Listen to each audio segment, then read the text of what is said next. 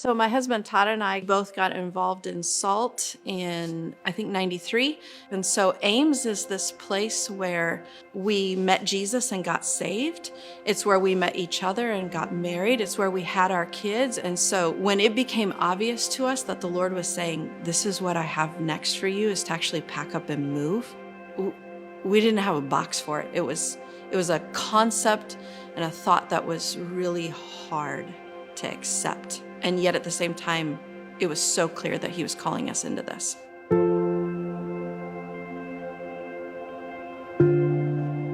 So Troy called Todd and I into his office, and we had a meeting on a Friday afternoon, and it was him broaching this idea of what if you guys moved to Ankeny and you planted a church down there. At the time, we had about 80 people who were driving up to Ames every weekend, and so this was a thought that kind of blindsided us. Todd and I had thought we would retire in Ames as part of Cornerstone. And this meeting, as we're hashing through these ideas, it was getting emotional because I was realizing that there was legitimacy in what he was asking us to consider. And at one point I turned to him and I said, Troy, Ames, Cornerstone, this is our home. And he said, I know. And what I'm asking you to do is go make a home for someone else down there. And in that moment, it was like if God has mic drop moments in your life, that was one for me. In that second, he showed us. And now we have a new chapter in your life story. And you're moving to Ankeny, and you're going to plant a church, and you're going to go serve this community of people and make a home for someone else, like a home that has been created for you for the past 20 years. Church planting, on the one hand, is glamorous. It's also really hard. The reality is I cried a lot.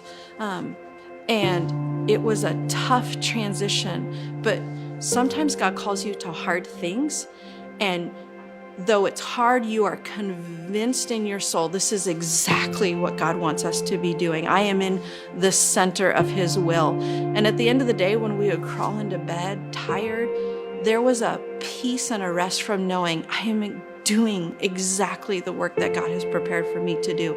And it was this aha moment that his fields aren't just up there in Ames. He has harvest fields here in Ankeny, and he's asking us to work in them. He's asking us to be salt and light here in Ankeny. This is our harvest field. And that's what the 1002 vision is all about.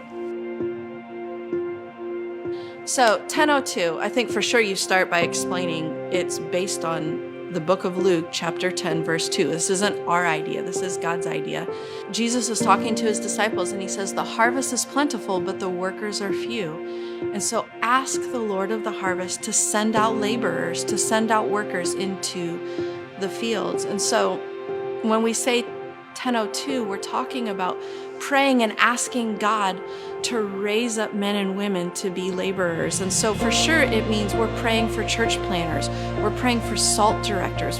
But I think it's important to also know that it doesn't say ask the Lord of the harvest to send out pastors. He says laborers, he says workers.